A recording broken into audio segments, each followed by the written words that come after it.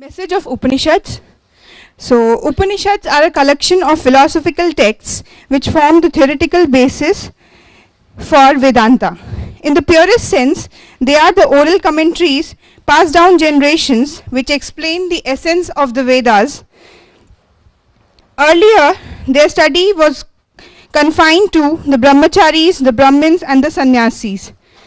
But over a period of time, the Upanishads have influenced world culture in part through later Hindu texts such as the Bhagavad Gita.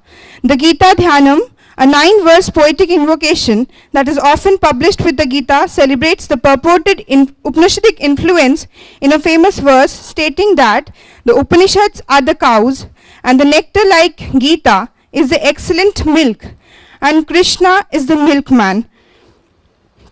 Let us now hear straight from Swamiji his thoughts about the rich and motivational message contained in the Upanishads.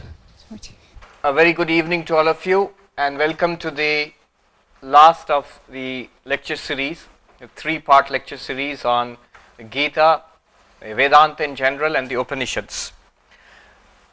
This evening I shall talk about the Upanishads and in particular one Upanishad, the Kena Upanishad. The Upanishads, as you have just heard, are part of the Vedas, the core texts of the Hindus, and the Upanishads form the philosophical essence of the Vedas. Often these Upanishads are found at the end of the Vedas. That's why the message of the Upanishads is also called Vedanta. Vedanta in two senses. Vedanta means the end of the Veda, literally, in two senses. One sense is literally, physically, these Upanishads come towards the end of the Veda, the mantra sanghitas of the Vedas. That is one reason. The other reason is anta in the sense of culmination, end in the sense of the highest knowledge contained in the Vedas. So, Upanishads contain the highest philosophical thinking, and these are ancient texts dating back 2000 years, 2500 years. Most of them are, even by modern scholarship standards, they are dated to somewhere around the time of Buddha or even before that, probably before that. So they are all 25-30 centuries old, these texts.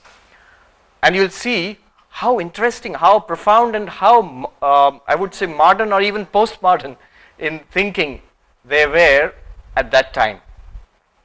Alright, the Upanishads, there are many of the Upanishads, there are we heard about 108 Upanishads, but there are 10 major Upanishads. There are 10 major Upanishads. And why are these major Upanishads? Because the commentator Shankaracharya, some 1200 or 1300 years ago, he wrote commentaries on 10 Upanishads, non-controversially on 10 Upanishads. There is an 11th commentary on the Shvetashvatar Upanishad, which is a little doubtful whether it is by the original Shankaracharya or by some later commentator. But 10 commentaries are non-controversial. Definitely they were written by Shankaracharya. And that brought these 10 Upanishads into prominence. And they form the core texts of Vedanta, Vedanta philosophy. The 10 Upanishads which are generally studied are the Isha Upanishad,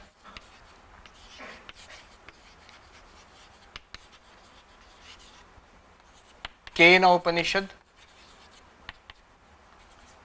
Katha Upanishad, Prashna Upanishad,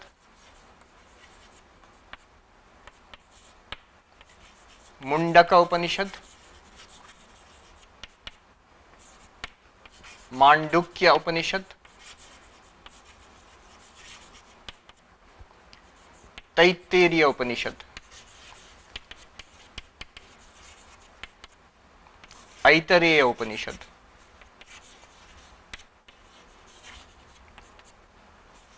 Chandogya,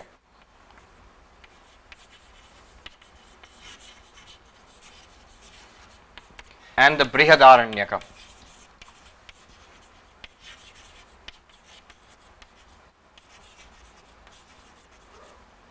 Upanishad. We monks have a handy shloka to remember this order. This is the order actually in which they are sometimes studied. So there is a shloka which says, Isha kena katha prashna mundamandukya titirihi aitareyam cha chandogyam brihad aranyakam tatha. So there are these 10 Upanishads in order. And the one which we will concentrate upon this evening is the Kena Upanishad, the second one here. And it's called the Kena Upanishad because the first word in the Upanishad is Kena. It starts with Kena, with this word. Sometimes the Upanishads are named like that. So Isha Upanishad, the first word in the Upanishad is Isha. Ishavasyam idam sarvam. So the first word. But that does not mean the Katha Upanishad starts with the first word Katha. So there are different meaning, there are different reasons why these names are there. Among them, the biggest Upanishad is the Brihadaranyaka, this 10th one. And the smallest is Isha Upanishad. Kena Upanishad is also very small. Often these Upanishads are in the form of a dialogue between the teacher and the taught.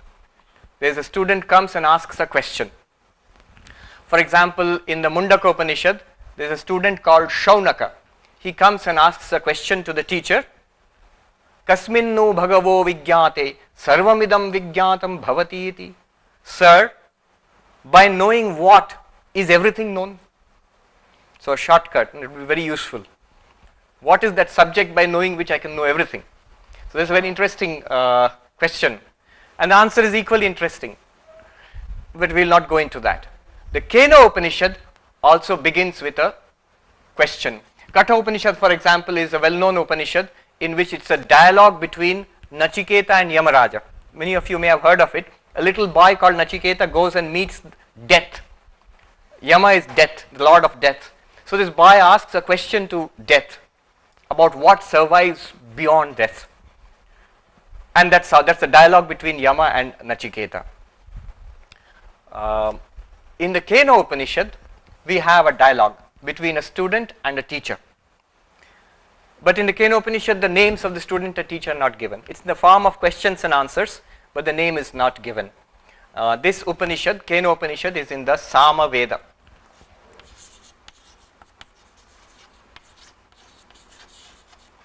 You know, there are 4 Vedas, Rig Veda, Sama Veda, Yajur Veda and Atharva Veda. Each of them have Upanishads. These Upanishads are scattered over all these Vedas. And in the Sama Veda, we find the Chandogya Upanishad, for example, and we find the Kena Upanishad in the Sama Veda. The Upanishads have been translated over the last 150 years. The German philosopher Arthur Schopenhauer, he read a translation of the Upanishads, and a very interesting way he got the translation. You know, Aurangzeb's elder brother, Dara Shikoh, he was very interested in different religions. So what he did was, Dara Shikoh, you have heard of Dara Shikoh? So what he did was, he got some pandits to translate the Upanishads into Persian. And there was a Persian copy of the Upanishads. Of course, later on he did not come to power. Aurangzeb had him killed and Aurangzeb came to power. But this copy was remaining. And a French Indologist from Paris, his name is Antoine Duperron, I've forgotten the exact name, Duperron.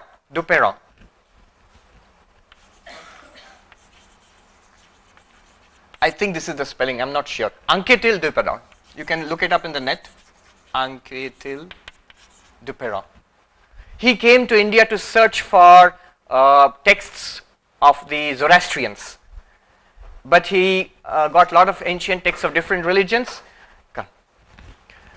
And he found this copy, the Persian copy of the Upanishads. The Persian copy which was translated under the orders of Dara Shikoh, he found that copy. He took it back to France and he translated it into Latin and he published it as Upanishad. Upanishad, it became Upanishad. The book was called Upanishad. And I often wondered why it became Kha instead of Sha. It's Upanishad. How did it become Khat? But you know, there are different traditions in chanting the Vedas. And I found one Pandit from the Kashi tradition of chanting the Vedas. In Gangotri, I met a Pandit, a monk, he was a good scholar. He was chanting the Purusha Shuktam. Purusha Shuktam, Sahasra Shirsha Purusha. He is chanting Sahasra Shirekha Purukha. All the Sha becomes Kha. Then I asked him, how does this happen? He said, this is in our Vedic Shakha. It is chanted like this. So I thought, maybe he was not wrong. Duperon was not wrong. Maybe the version he got must have been Upanishad, not Upanishad. Okay, whatever. And this came into the hands of Schopenhauer. He read it and later on he commented, there's no study in the world more profitable than the study of the Upanishads. And I consider this to be the solace of my life, the consolation of my life and the solace of my death. And it seems he used to study a bit of this every day. Before going to sleep, he used to study a bit of the Upanishads. His famous work, The World as Will and Idea. I haven't read the whole thing, it's a huge work. But I just, out of curiosity, I went through the English translation, a part of it. In the first 10 pages, I came across about half a dozen references to Vedanta. And in the introduction, he says, in The World as Will and Idea, Schopenhauer says that what I am going to set forth in these volumes was best known to the ancient Hindus. It was very well known to the ancient Hindus. This is what I am going to try to tell you in the modern people. So, Schopenhauer. Anyhow, let's come back to the Upanishads and the Kena Upanishad. In the Kena Upanishad, you can see it's a very small volume. It's with Upanishad with the translation and notes. So it's a very small Upanishad, but very powerful, as you will see. It starts with a question from the student to the teacher. What is the question? The question is, here is my mind thinking about objects. Here is my eyes, they are seeing things. I'm thinking, I'm seeing, I'm hearing, I'm speaking.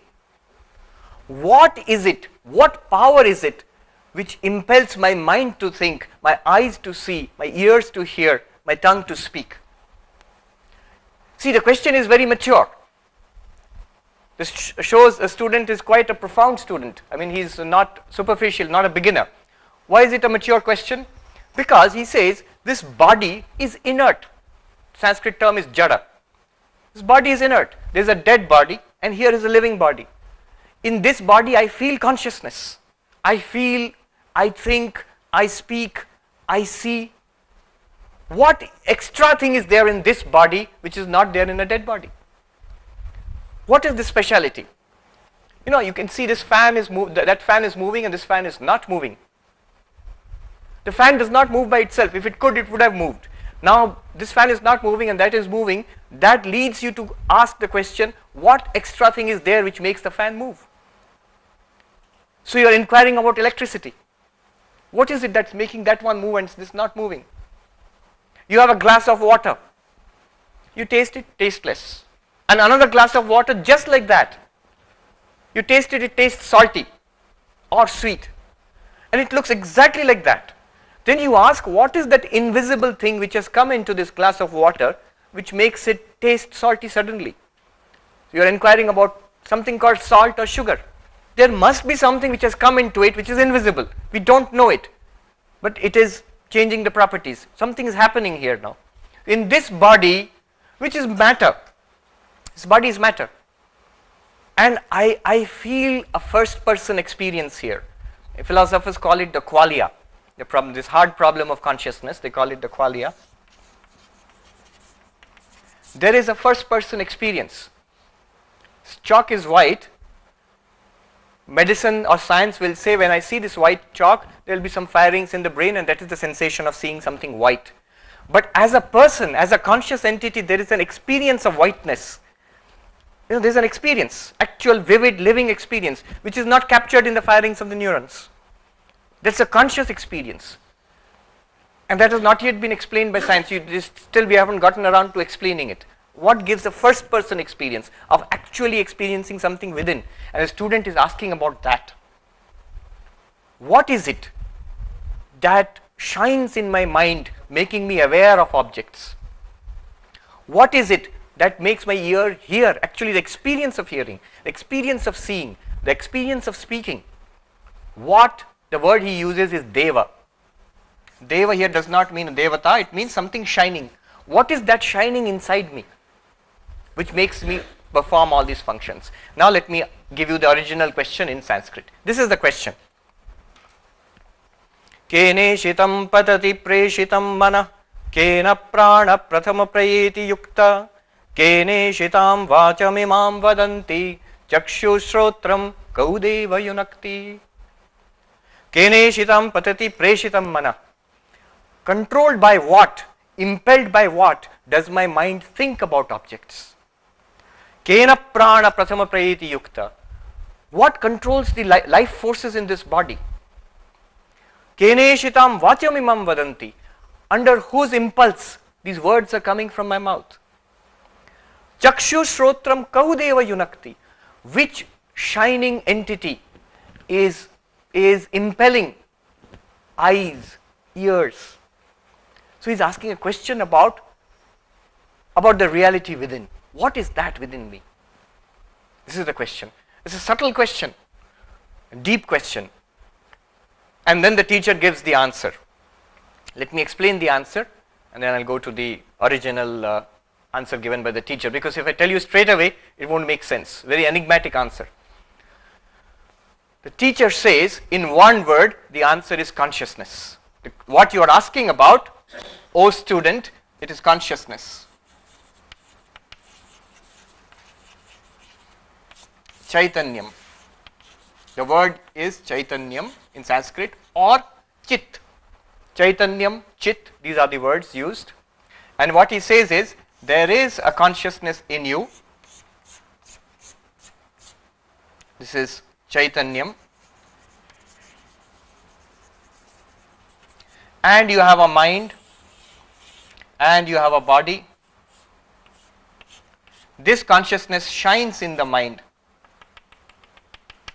and through that in the body, in all the organs of the body, and you feel this consciousness. This is the answer.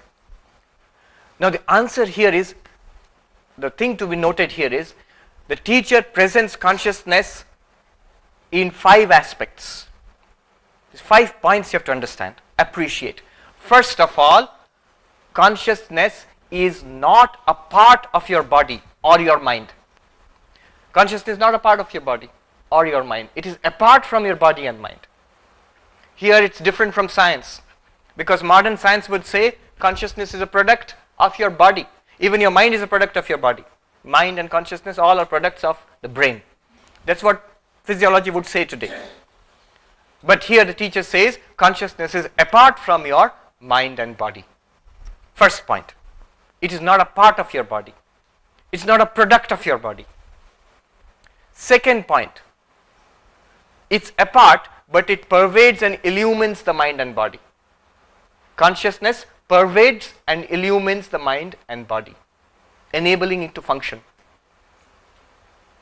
Third point, this consciousness is not limited by the mind and body.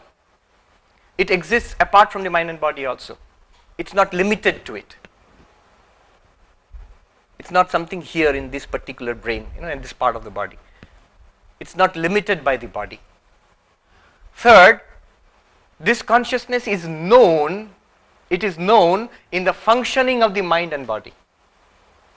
Through the functioning of the mind and body, we can know consciousness, we can experience consciousness.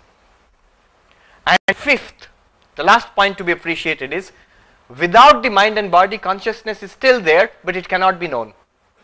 It's not experienced. Example, 5 points. I'll give you an example. There is light here from these tube lights, there is light here. Here is my hand. And light is being reflected from this hand. Okay, it's being reflected from this hand. The light which is being reflected from this hand, you can see here, the light being reflected from this hand, the light is not a part of this hand. It's not a product of this hand. Okay, first point. The second point is, it pervades the hand and illumines the hand. Third point is, I can understand the light. A third point is, it exists, it's not limited by the hand. Other than the hand also, it exists everywhere. And the fourth point is, It's by the reflection in this hand that I can understand the light. Just now here I cannot understand the light. But when I put my hand here and it shines, I can understand the light. I can experience the light when it is reflected. And the last point, very interesting, is if I remove the hand, the light is still there, but it's not experienced. Now it is experienced. Now it is not experienced. Just like that, consciousness, Chaitanyam, is not a product of the body, brain or anything. It's not a property of the body or brain, not a part of it, not a part, not a property, not a product. Second, it illumines the mind and the sense organs. Third, it's not limited by the body and mind. It can exist apart. Fourth, consciousness is understood when I think, when I see, when I hear. The student's question, what makes me think, what makes me hear, what makes me speak? In all these actions, consciousness alone is understood, just like light is being reflected from this hand. And fourth is, without this body, without any thoughts in the mind, consciousness will still be there, but you cannot appreciate it. You cannot feel it, you cannot appreciate it, you cannot experience it, so to say, within quotes. This is the point. And this is what the teacher is going to say, but in his unique language. The question was, what is it that makes me think? What is it that makes me see? What is it that makes me speak? What is that special deva, shining thing? And the answer given by the teacher is what I have just told you, but in his unique way. What he says is, Shrotrasya shrotram manaso mano yat vachoha vacham sau pranasya pranaha chakshushas chakshur atimuchya dhira pretya asmad lokad amrita bhavanti. A very profound verse. In one verse he has said everything. He says, O student, the question which you have asked, the answer to that is, instead of saying directly consciousness, he says, what you are asking for is shrotrasya shrotram. It is the ear of the ear. Ear of the ear. Manaso manah. It is the mind of the mind. Vachoha vacham. It is the speech of the speech. Pranasya prana. It is the life of life. Chakshusas chakshu. It is the eye of the eye. What is the meaning of this? I am sure the student must have been mystified. What kind of answer is this? What makes my mind think? It's the mind of the mind. What makes me speak? It's the speech of the speech. What makes me hear? It's the ear of the ear. What it means is, it is the consciousness, Chaitanyam, which functions through eyes and speech and mind and ears. It's this consciousness which functions. So in that sense, the eye of the eyes is Chaitanyam, consciousness. The speech of the speech, what makes speech work is consciousness. What makes mind think is consciousness. What makes ears hear is consciousness. It is exactly like electricity. Because electricity is there, the fan is moving. The same electricity in the light makes it shine. The same electricity in the air conditioner makes the air conditioner function. Now, it does not mean electricity is that going round and round. It does not mean electricity is the light coming out of that incandescent tube. Same electricity flowing through these various instruments has different effects. The same consciousness flowing through these organs of knowledge, through the mind, organs of action, has different manifestations. But he says all of that is the same thing, consciousness. So, shrotrasya shrotram, chakshusas chakshu, vachoha vacham, so pranasya prana, it's the life of life. So this is the point the teacher is making. And then he says, so what? What happens? He says, generally we think of ourselves as this much. Mind, body, organs, actions. He says, if you can understand yourself as consciousness, which is illumining all this, which is enabling all this to happen, if you understand yourself as consciousness, then he says, Atimuchya dhira pretyasmad lokad amrita bhavanti. You become immortal. A huge claim. What is mortality? He says Chaitanyam plus body and mind. This is what we regard ourselves as, is equal to I. We think of ourselves as a bundle of consciousness, mind and body. And what the teacher is saying is that if you can understand that you are consciousness alone, Chaitanyam,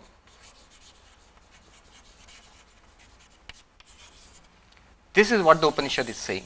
If you realize yourself as that, you become immortal. Why do you become immortal? Because first, this Chaitanyam is not part of the body which is mortal. Body is born, it changes, it will die.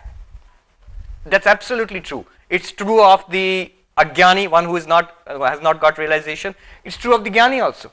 All the Jnanis, Ramakrishna or Vivekananda or Christ or Buddha or Krishna, all of them had bodies and the bodies are gone. But this consciousness is not part of that. It exists even when the body is not there. When you know yourself as this, you become immortal. You know yourself as immortal. It's already there. It's already there within you. So, Atimuchya dhira pretyasmad lokad amrita bhavanti. When this body will fall away, when this body dies, you realize this truth, and this body will one day die. You do not take up another body, you are free. This is the Hindu idea of moksha, of freedom. So this freedom comes from jnana. What jnana? Realizing yourself as the consciousness which you already are. The consciousness apart from body and mind. Shankaracharya, in his very famous Nirvana Shatakam, Mano buddhi ahankara chittani naham nacha shrotra jivve nacha grana netre nacha vyoma bhumir na tejo na vayu Chidananda Rupa Shivoham Shivoham. You've heard that, most of you have heard this. Very beautiful hymn. What does it mean? It means, I am not the mind, I am not the intellect, I am not my memories, my personality, I am not even the I. This, right now I am saying I am not this also, because this I is here in the mind. I am the consciousness illumining the I. So I am not even the I. I am not the body made of 5 elements. This physical body, I am not that. Then what am I? Chidananda Rupaha Shivoham. This consciousness, I am this. This Nirvana Shatakam. Exactly the same philosophy. And this is what the teacher is saying. But they don't want anything for themselves.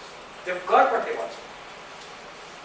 Swami Ramakrishna and the Shashi Maharaj, one of the disciples of Sri Ramakrishna, he was telling how he suffered in life to set up the ashram in Chennai. So a lot of struggles he went through. So one of the disciples, an American lady, Sister Deva Mata, she was upset when she heard this saintly person has suffered so much in life. He said, "Oh Swami, why did you have to suffer so much? It's unfair." Immediately the Swami became rather, inspired. She stood up and said, "What are you saying? My true life is infinite. This little life belongs to the Lord. Let Him play with it as He will. My true life is infinite. I am completely undisturbed." I will just quote to you from the Ashtavakra Gita, the highest text of Advaita Vedanta. He says, what does the Jnani realize? Mai ananta maham bodho vishvapota swabhavata.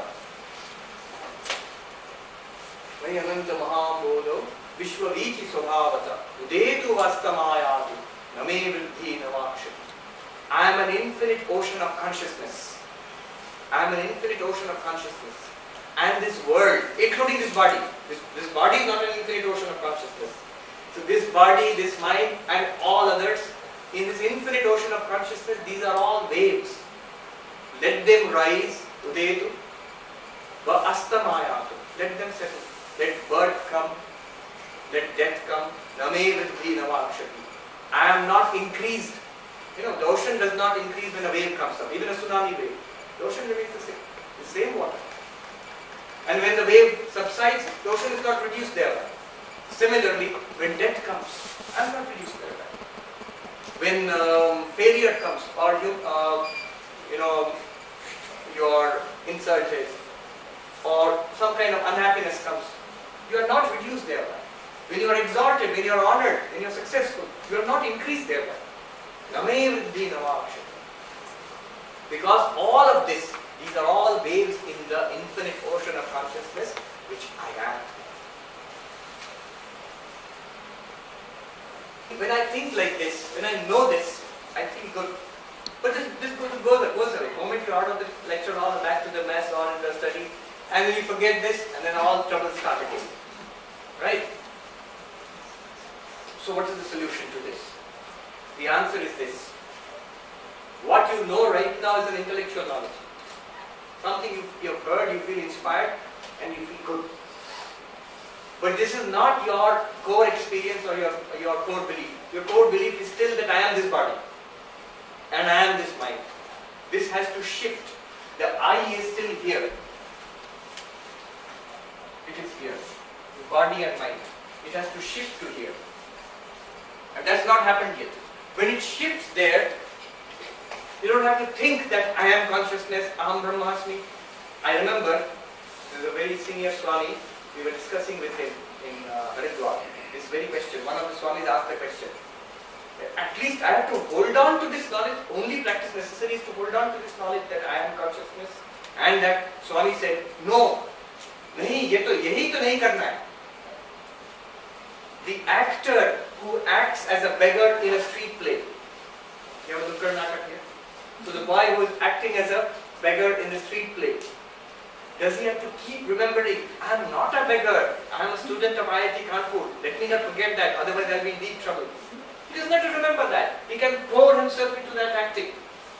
Because his very being is that I am so and so, student of IIT Kanpur, this is my true identity. This is what I am acting as a beggar.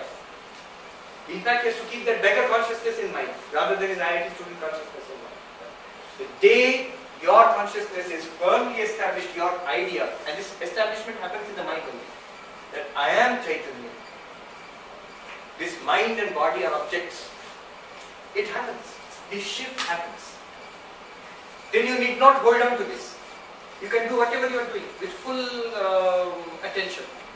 You can be a student, you can be a housewife, you can be a monk, whatever.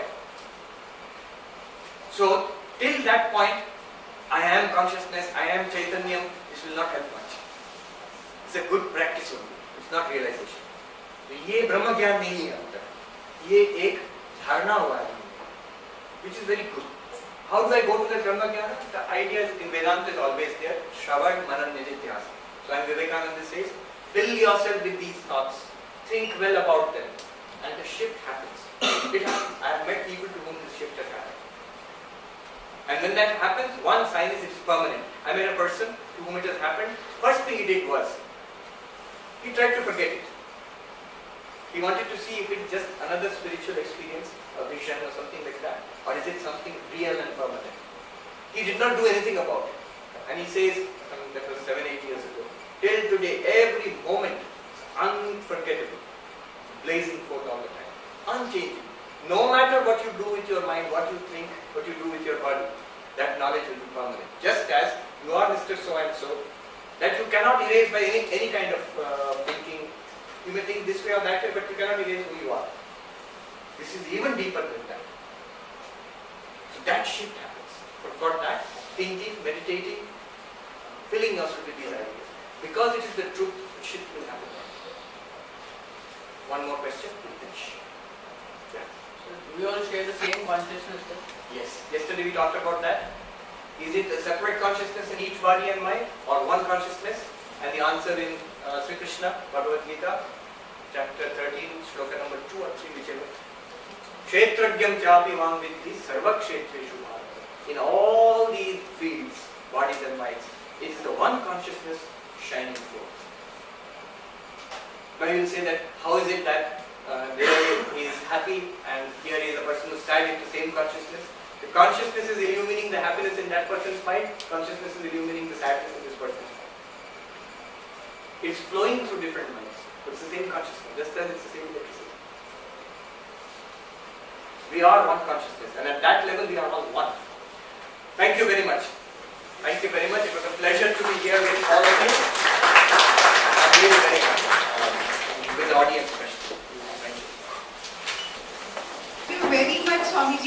all of us.